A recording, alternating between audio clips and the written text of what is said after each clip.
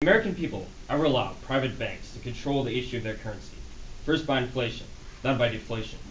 The banks and corporations that will grow up around them will deprive the people of all property until their children wake up homeless on the continent their fathers conquered.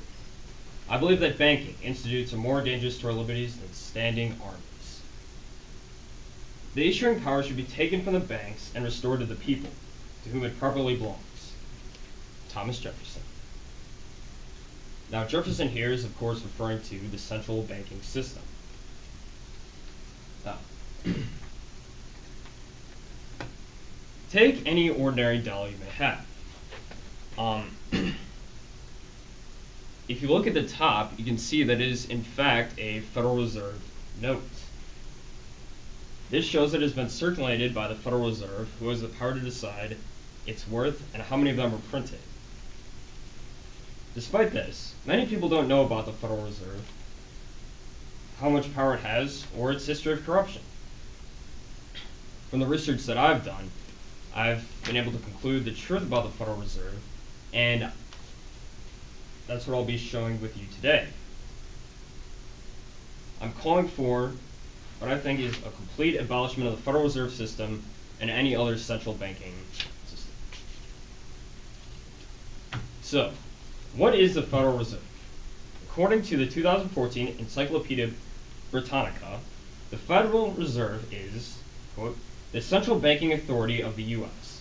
It acts as a fiscal agent for the U.S. government, is custodian of the reserve accounts of commercial banks, and is authorized to issue Federal Reserve notes that constitute the entire supply of paper currency in the country. That's pretty important. Now, former Congressman and presidential candidate Ron Paul brought to light the issues of the Federal Reserve during his 2008-2012 presidential campaigns. He highlighted his views in the 2009 book, And the Fed. Paul points out that despite its title of the Federal Reserve, it is not in fact a federal agency. It's a private corporation with its own rules. It isn't much of a reserve either, because reserve is generally used for only in necessary circumstances when you absolutely need it, and it's used all the time. So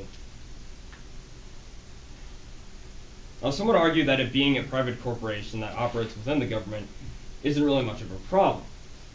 I mean, for example, there's Fannie Mac or Freddie Mac, which also do the same thing.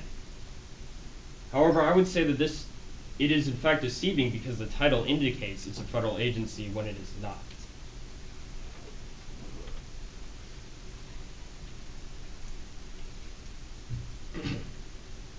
The history of the Federal Reserve.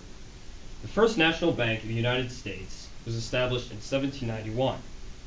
When Jefferson allowed it to expire in 1811, a second bank was created in 1816 by James Madison.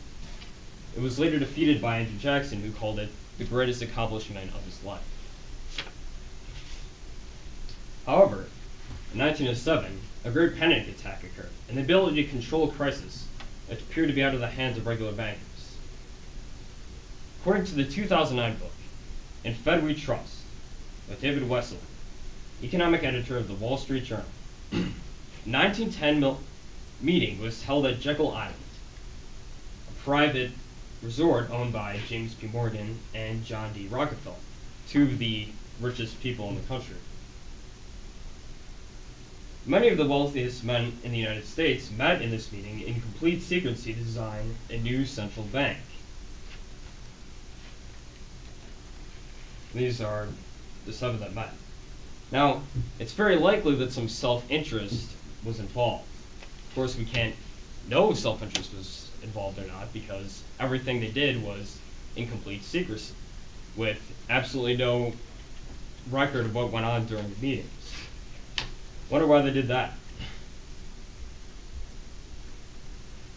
Now, the first reason I'm calling for an end to the Federal Reserve is because of debt.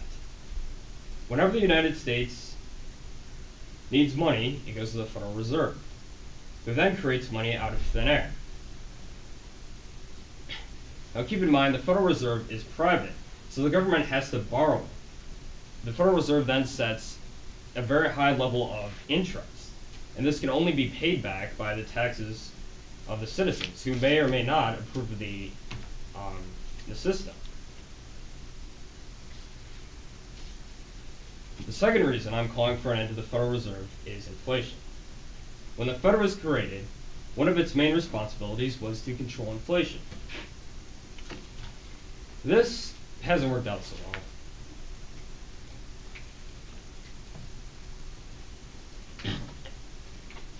As you can see there, inflation really started to occur around 1913, when the Federal Reserve was established. According to an August 18th, 2014 article on Forbes.com by contributor William Baldwin, the Federal Reserve is printing money as if it were going out of style. In his book, Ron Paul compares the idea that the Federal Reserve should be involved with controlling inflation with the idea that cigarette companies should be involved with controlling lung cancer, monitoring it. On page 145 of the book, Paul advocates sound money, such as a gold standard. Since gold supplies is limited by the government's ability to print money, he says, and indeed does give us a much more stable price. But the value of gold or silver in Federal Reserve notes is reflected by their supply and relationship to others. Now, I consider this to be just basic economics. I mean, when you increase the supply of something, then its value goes down. And when the Federal Reserve prints money ridiculously, obviously the price of the dollar goes down and people's assets are worth a lot less.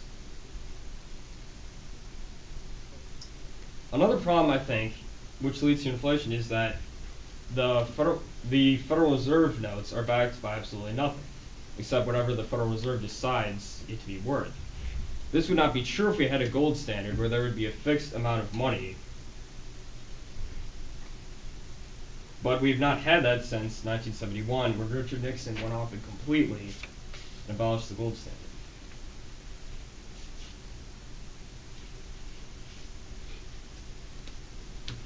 Now, some people think that the printing of fake money and putting it in the stock market is what led to the Great Depression. Now, opinions are mixed on this, but Ben Bernanke, the former chairman of the Federal Reserve, admitted that this was a possibility. Another reason I think the Federal Reserve should be abolished is because it's prone to corruption. For example, the Federal Reserve has too much power. It controls too much of the U.S. economy to operate completely secretly. 1978 law makes the Federal Reserve technically audited by Congress, but this is only to the point where the Federal Reserve Chairman has to testify before Congress and say what he intends to do. But Congress still has no control over the exact monetary policy. Ron Paul introduced Bill H.R. 1107 to try to fix this problem. And what this bill basically does is it makes Congress, it has to be completely audited by the Federal Reserve, or the Federal Reserve is completely audited by Congress. And it passed the House of Representatives, but it was blocked by Senate Majority Leader Harry Reid. But since he's no longer the Majority Leader, we may see some changes in that.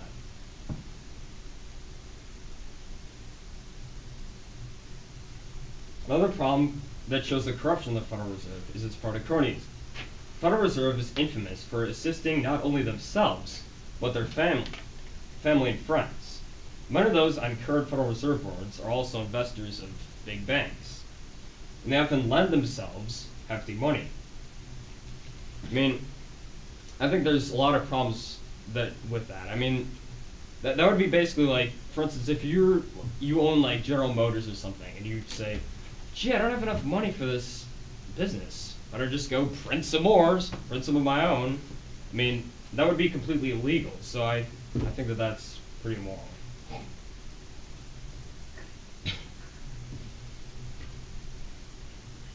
So, sum it up. With money comes power. if you don't think that's true, try going someplace without anyone. And with power, there comes corruption. I think we should want something as essential as currency to not be decided by a quasi-governmental banking system known as the Federal Reserve. For these reasons, along with inflation, debt, and corruption, I think the Federal Reserve should be either abolished, or at the very least, if we can abolish it, it should be audited by Congress. So, thanks for listening to my speech, and just remember, peace, love, and gold. And time. 10:51 was the time. And Harrison is here. So why don't you let him in? Quick feedback for John Michael on his presentation. He definitely didn't waver on the voice. No, it did not. He wasn't very clear. timid at all. He was out there. Yep. And I really liked the part where he's talking about cigarette companies. The analogy was pretty neat. Yeah. Kind of the fox watching the hen house Yeah. sort of analogy being made there. What else?